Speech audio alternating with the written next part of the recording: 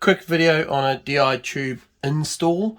So there's two parts to the equipment. One is the DiTube or cartridge, so that's this bit here, which you can see.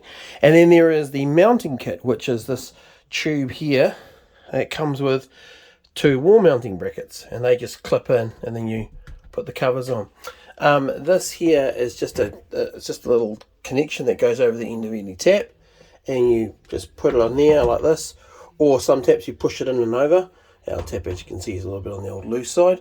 We would turn that on. I'm not going to in this demonstration, purely because it'll mean that I can't use this for anybody else, because this unit's all ready to go. So we just literally turn the tap on. The water would come in through here.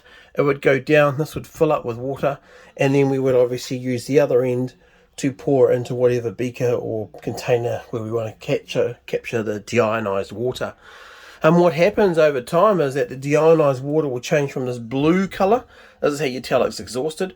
From this blue color to a brown color.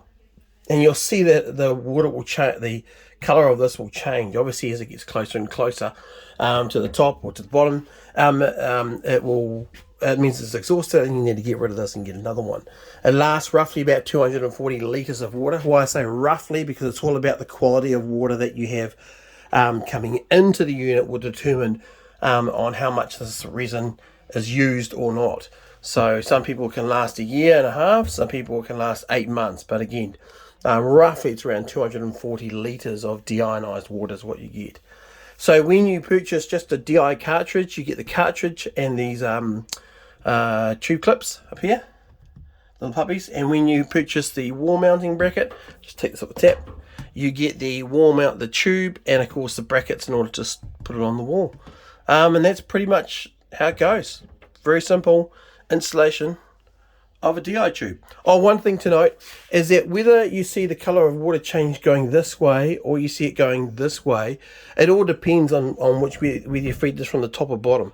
It doesn't matter whether you feed it from the bottom and have the tube coming around this way, or feed it from the top, because at the end of the day you'll very clearly see it go from blue to brown, and you'll see that change either direction.